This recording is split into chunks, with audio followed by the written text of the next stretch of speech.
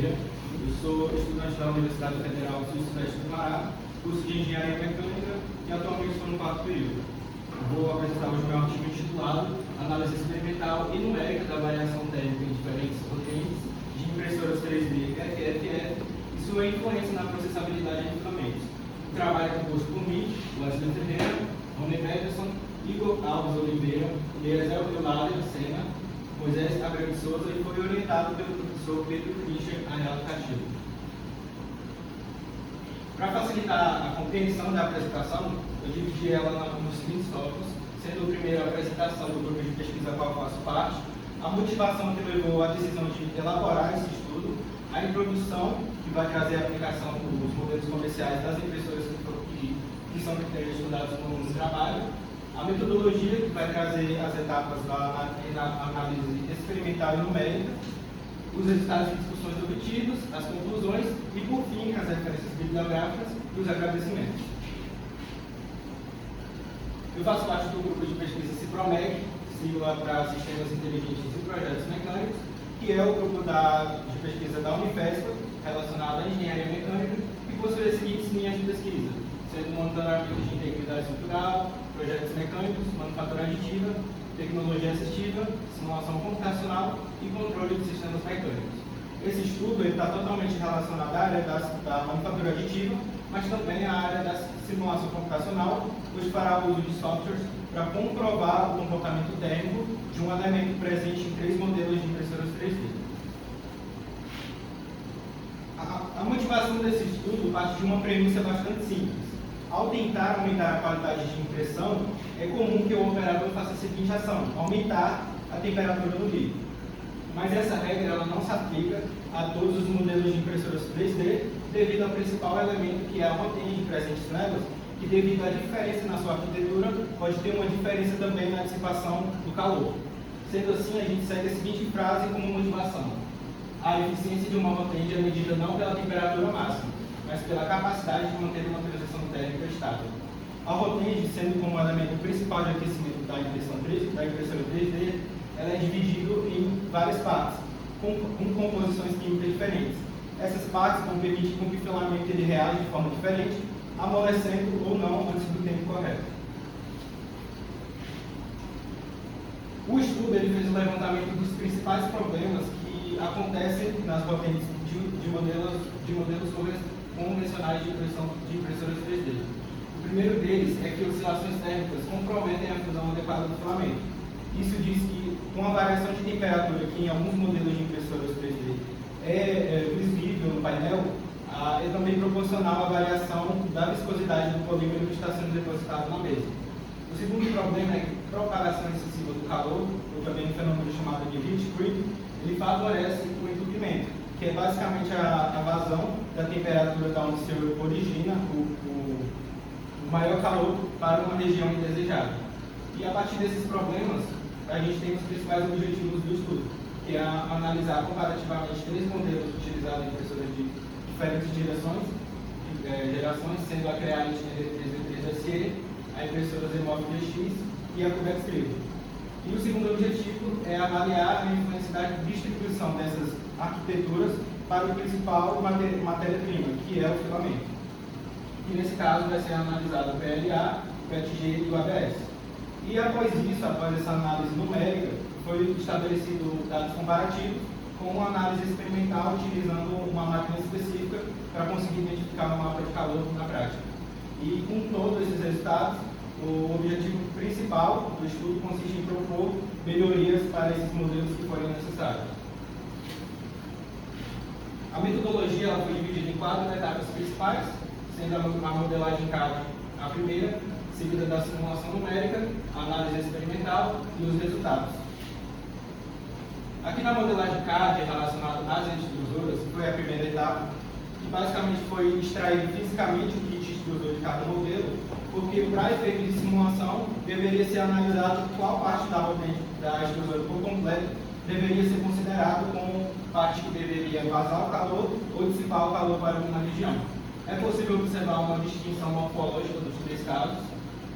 Foi separado as extrusoras em todos os elementos para modelar no software Fusion 360. A segunda etapa da modelagem, agora relacionada ao elemento principal de estudo, foi referente às rodentes, que foi extraído dos 3 kits de estruturas. Basicamente, aqui a gente tem o modelo da Inter3 V3SE e a gente consegue observar mais uma vez a diferença morfológica entre cada modelo. Na AED a gente tem, na parte da dissipação do calor, aletas horizontais. Na Zimov a gente tem um sistema diferente de dissipação de calor, com aletas lisas e uma massa concentrada aqui em cima. E na Tubexville a gente tem um modelo cilíndrico, parecido com o da Ender, mas um modelo que necessita de uma ventilação adequada, pois ele não tem um sistema de acoplamento diretamente no dissipador. Então aqui nas etiquetas em número 1 a gente tem indicado o principal elemento de dissipação de calor, que vai permitir que o filamento ele se mantenha na temperatura ambiente. A gente tem aqui o principal elemento de estudo, que vai permitir a gente obter os resultados de mapa de calor feito na simulação numérica, que é a garganta térmica, que vai separar a parte mais quente de todo o nosso sistema da parte mais fria. E no número 3 a gente tem o principal elemento que vai comportar a resistência e o termostato, que vai indicar a temperatura durante o processo de impressão. E por último, a gente tem o indicador número 6, o bico, que vai fazer com que o filamento seja depositado a um certo diâmetro, camada por camada. Para efeitos de simulação, foi necessário compreender a composição química de cada parte dessas rodentes. O dissipador, nos 3 casos, é composto pelo alumínio, sendo que é extrudado no modelo da Ender e da Zimov, e da Tubexville é um alumínio usinado. Já o hat break, que é outro também chamado de garganta térmica, que separa a parte mais quente da parte mais fria de todo o sistema, é composto por aço inox, sendo dimensionalmente mais curto no caso da Ender3 V3SE. O bloco aquecedor nos 3 casos é de alumínio, e no da Tubexville a gente tem um caso específico, que é a composição de uma manta de cerâmica, para fazer com que tenha uma resistência à variação de troca de calor com o ambiente. A gente tem a mesma resistência nos 3 casos, que é a resistência elétrica com encapsulamento metálico, e o termostato, que é o do tipo NTC, encapsulado para os 3 casos. E o bico com a mesma composição química, que é o latão. A simulação numérica, após a etapa da modelagem, prosseguiu em 3 etapas principais, sendo a preparação e limpeza da geometria, porque por mais que sejam elementos pequenos, para efeito de simulação iria pesar muito no arquivo. Então, como a gente também está tendo a primeira experiência com a parte de simulação CFD, foi necessário fazer essa limpeza, a remoção de declives, qualquer coisa que fosse pesar no arquivo que fosse desnecessário para a análise. Já a segunda etapa da simulação numérica foi a geração da malha computacional e, por último, a configuração da simulação numérica, que foi aplicada para obter os mapas de calor. Na etapa da geração da malha computacional foi uma das principais, pois ele permitiu que o contorno de simulação fossem priorizados na região onde o calor fosse originado, ou seja, no bloco aquecedor e no bico. Isso foi aplicado nos 3 casos. O elemento de malha que foi utilizado foi o tetaédrico e teve um total moderado aí, um nível de qualidade moderado de 80.000 elementos. Já partindo para a configuração da simulação numérica, inicialmente foi ativada a energia dos 3 casos. O modelo viscoso que foi utilizado foi o mesmo, o KEpsilon, e a condição de contorno Velocity Net para simular o filamento sendo depositado na região de volume das rodentes. Foi utilizada a temperatura de 473,15 kelvins para o PLA, 503,15 kelvins para o PETG e 513,15 kelvins para o ABS. Após toda a etapa da simulação numérica, foi possível obter os seguintes resultados com o mapa de calor. A primeira figura demonstra o gradiente térmico presente nas arquiteturas das rodentes. É possível observar que a Inter3V3SE, na região da garganta, possui maior eficiência em reter parte dessa temperatura, impossibilitando que a região confinada na parte inferior com maior temperatura vazasse ou dissipasse para a região onde o filamento B deve permanecer em temperatura praticamente ambiente. Nos 3 casos, é possível analisar que a Zimov Px é o estado mais crítico, porque parte dessa temperatura do bloco aquecedor e do bico tende a vazar para a região superior, onde ela é concentrada e passa para a estrutura metálica da extrusora. No caso da Tubexville, a gente tem um resultado intermediário, pois parte dessa temperatura ela tende a passar para a região de dissipação, mas devido a um sistema de ventilação mais eficiente, essa temperatura ela não chega totalmente à região de entrada, fazendo com que o filamento ele tenha o seu estado de passagem de fase controlado. Aqui na segunda imagem a gente tem a temperatura passando da arquitetura para o filamento. É possível observar no caso da ND3 que ela tem um maior controle, pois tem dimensionalmente um espaço em que esse filamento ele permanece praticamente na temperatura ambiente e começa a fundir de fato, ou seja, passar do estado sólido para o líquido, na região do bico, na região inferior.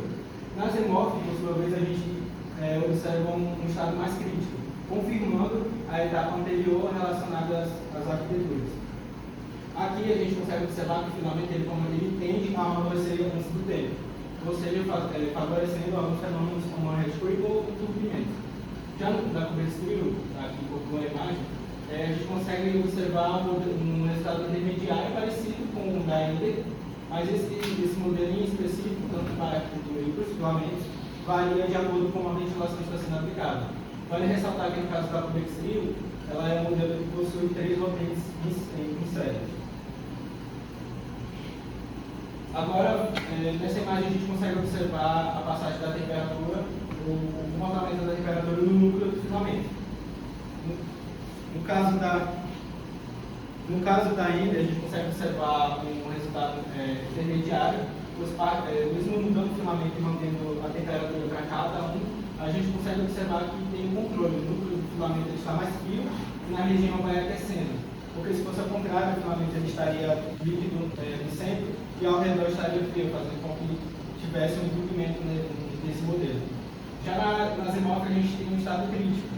O núcleo, no caso do PETG, ele apresenta na sua coloração laranjada a temperatura mais alta, indicando que esse filamento está praticamente já fundido antes da região de saída. E na Cubextrio a gente tem parecido com o da Ender, a temperatura ela se dissipa em maior quantidade para a região do filamento, mas que não chega a causar um malefício no núcleo do filamento, que é o mais importante. E aqui na imagem, como está cortado, a gente tem o volume renderizado da simulação. E aqui a gente consegue identificar que na região onde fica a resistência, no caso da Ender e das hemófilas, essa temperatura ela chega de forma significativa por onde o filamento passa, mas não chega a causar algum malefício. Então a gente já descarta que o problema seria no bloco aquecedor e mantém o problema centrado ali na garganta térmica das hemófilas. Aqui na Cubextrio a gente consegue identificar que a temperatura ela é razoável na região de dissipação de calor e no bico ela se mantém na temperatura adequada para a fusão. Para validar a análise numérica, prosseguiu com a análise experimental utilizando um modelo de câmera térmica ACX Flix C5 e, por mais que ela tenha uma qualidade baixa, a gente conseguiu comparar com a simulação, mais uma vez. Na Ender a gente tem a temperatura confinada na região inferior e na hemófilas a gente tem aqui a temperatura tendendo novamente a ir para a região da garganta térmica, fazendo com que o filamento esteja mais suscetível a amolecer antes do tempo certo. E na Cubextrio a gente consegue ver um comportamento parecido com o da Ender, onde a temperatura ela também está confinada na região do bico e um pouco subindo para a região das aletas. Dessa forma, a gente conclui que a Ender 3 apresenta melhor resultado devido a sua garganta térmica conseguir dissipar a parte dessa temperatura. As hemófilas X, por vezes, ela apresenta um estado mais crítico, fazendo com que essa temperatura ela vá de forma significativa para a região de dissipação de calor.